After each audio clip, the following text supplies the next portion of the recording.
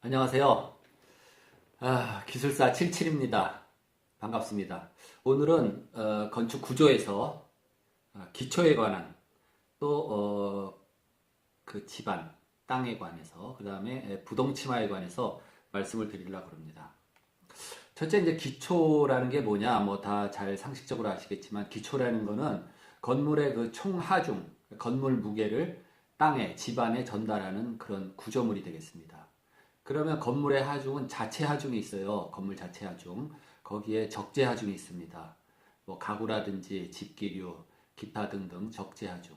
그 다음에 이동 하중. 사람들이 많이 들어가면 이동 하중도 상당히 늘어납니다.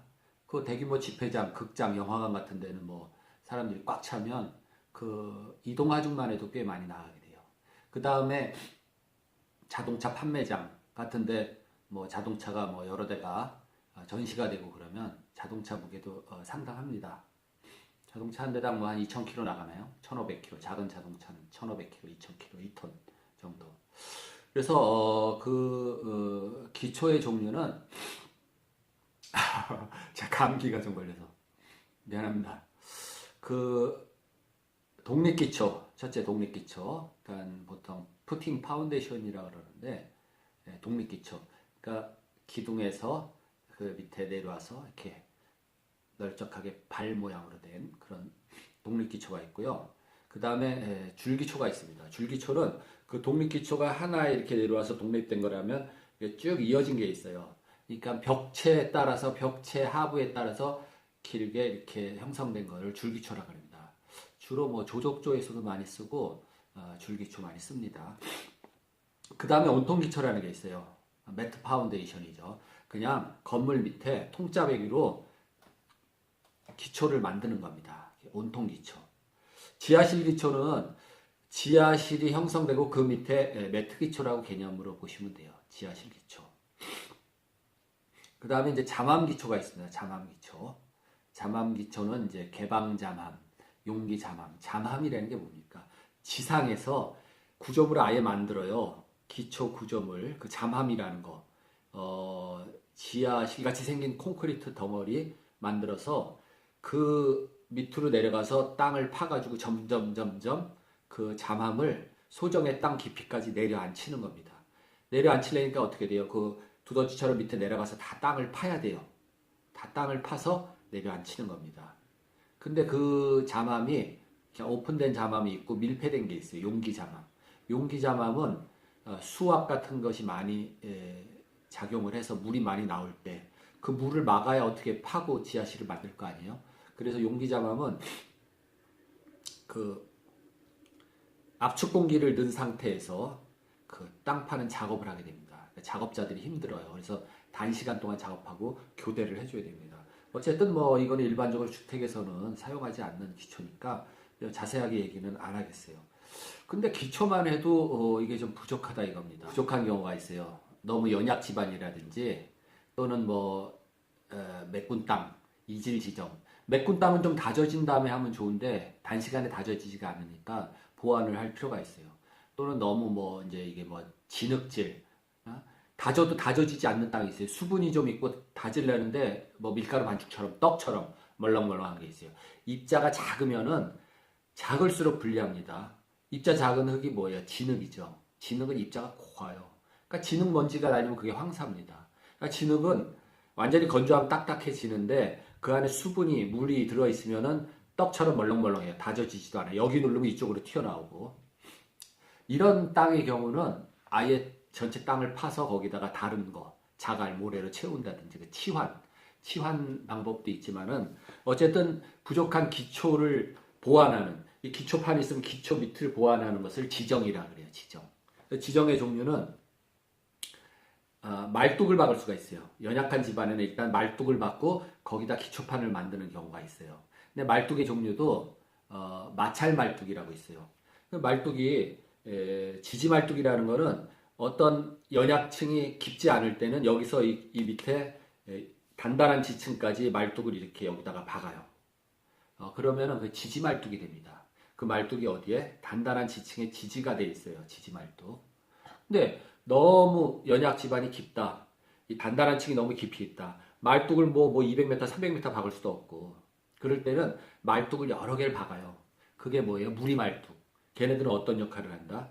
말뚝에 대한 어떤 이런 흙과 이런 마찰로 인해서 지지가 됩니다. 그래서 그것을 마찰 말뚝이라고 해요. 무리 말뚝, 마찰 말뚝. 또 하나의 말뚝은 지지 말뚝. 이 소정의 단단한 층까지 말뚝이 와서 딱 고정된 거 지지 말뚝이라고 합니다. 그 다음에 말뚝 말고 피어라는 게 있어요. 말뚝은 전봇대 같이 생긴 거 있어요. 콘크리트 말뚝. 이걸 막 디젤 햄머니 뭐니 박아요. 근데 피어라는 거는 말뚝보다 훨씬 직경도 크고 땅을 파 내려가면서 거기다가 뭐죠? 링처럼 생긴, 그렇죠? 가락지처럼 생긴 걸 끼워가면서 땅을 파 내려가서 거기다 콘크리트를 채워요. 그러면 거대한 뭐예요? 콘크리트 기둥 같은 게 생기는데 그거를 피어라고 합니다. 피어. 그래서 피어도 뭐 우리 주택에서 소규모 건축에서는 잘 안 쓰는 거기 때문에 뭐 자세한 설명은 생략하고, 그 다음에 이제 간단한 거 밑에다가 뭐예요? 잡석 다짐. 그것도 잡석 지정이라고 말할 수가 있어요. 또 모래흙이 있으면 모래흙 다짐, 모래 지정. 자갈 다짐, 자갈 지정. 뭐 이런 것들이 지정이라고 할 수 있는데, 그 뭐 잡석하고 자갈은 또 뭐가 다릅니까? 굳이 그걸 따지면은 자갈은 일정 어떤 입도, 굵기를 가진 그런 돌멩이들의 모임이 자갈이에요. 그거를 뭐라 그래요? 굵은 골재. 모래를 고운 골재, 세골재라 그러고 자갈을 굵은 골재, 조골재라 그러죠. 그래서 어떤 일정 크기 이상은 자갈, 일정 크기 이하는 우리가 모래라 그래요. 그걸 뭘로 판단하냐? 뭐 체가름 시험이라는 게 있어요. 망에다 넣고 그걸 쳐가지고 뭐 굵은 게 많으면 자갈이고 모래 가는 게 많이 나오면 모래다 이렇게 나누는 게 있는데, 어쨌든 우리가 봤을 때 이제 어떤 물리적인 힘을 갖는 거는 이 덩어리가 크면 클수록 힘을 많이 받아. 이게 미세해질수록 여러 가지 문제가 많이 나옵니다. 그래서 자갈, 잡석은 말 그대로 막 채석장 같은 데서 돌을 깨고 부시러기들이 있어요.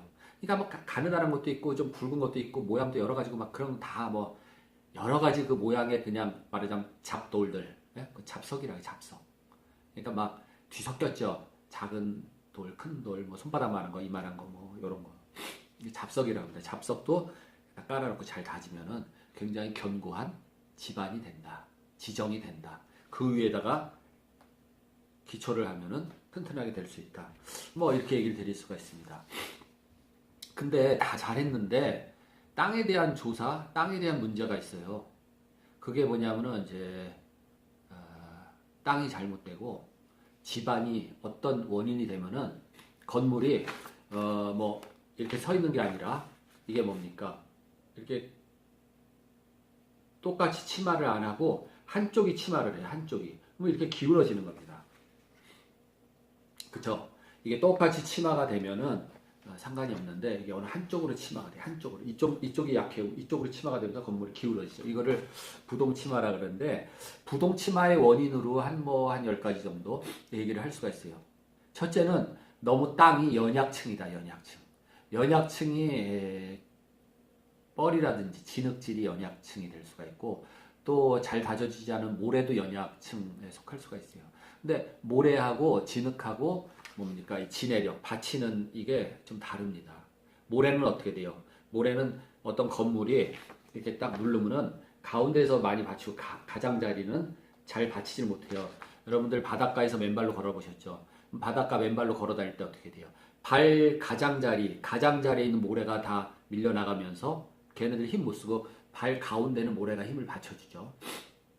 똑같습니다. 모래는 그래요. 근데 진흙은 반대로 이렇게 건물이 꽉 진흙을 누를 때 가운데는 힘이 약하고 이 가장자리가 많이 힘을 받칩니다.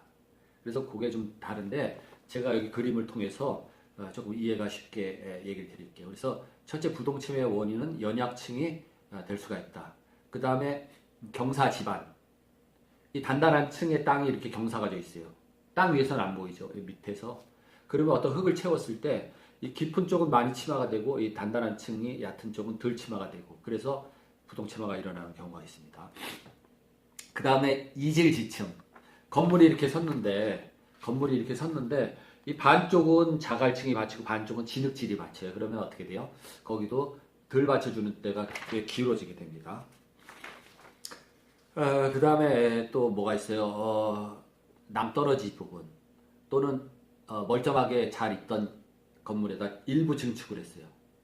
치우쳐서. 그러면 부동침하가 될 수가 있고, 또 멀쩡했던 건물인데 지하, 예를 들어서 뭐 지하철 9호선이 뚫고 지나가면서 터널이 하나 생겼어요. 뭐 요새 굴 뚫는 공법도 좋아서 그런 영향이 좀 적지만 터널을 뚫고 지나가면서 그쪽 집안이 약해지면서 꺼지는 수가 있습니다. 또 같은 문제가 뭐냐면은 터널을 뚫으면서 거기 지하 수위라는 게 항상 어느 때나 일정한 지하 수위가 있어요. 지하 수위가 좀 얕이 있는 데도 있고 지하 수위가 깊이 있는 데도 있지만 땅 속에 이제 물의 어떤 레벨이 있습니다. 물이 항상 이렇게 있어요. 근데 터널을 파므로서 그 지하 수위가 내려가 버려요. 그러면 물이 받치는 힘이 뭡니까? 물은 비중이 1이죠. 물이 빠져내려가면서 거기가 침하가 될 수가 있어요.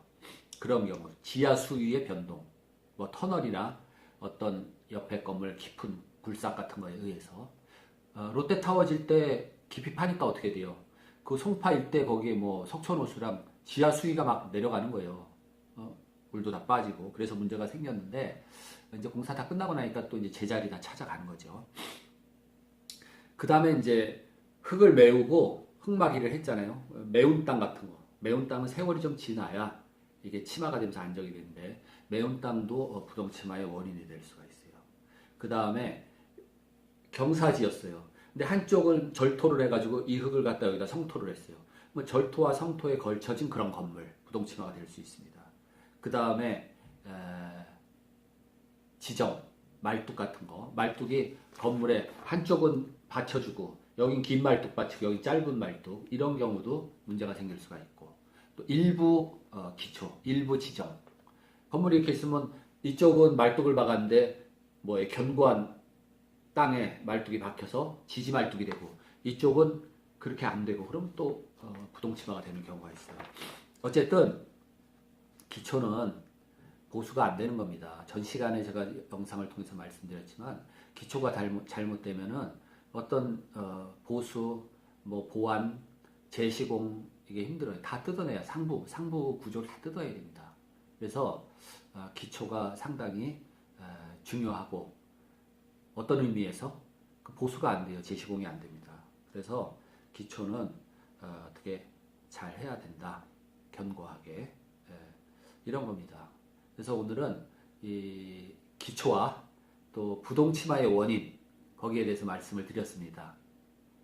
다음 시간에 또 건축 구조 시간에 이제 기초 부분 이외에 이제 각종 뭡니까 재료별 구조, 뭐 목구조, 그 다음에 벽돌 구조, 콘크리트 구조, 철골 구조 이런 것들을 하나하나씩 저와 함께 얘기를 나누도록 그렇게 하겠습니다.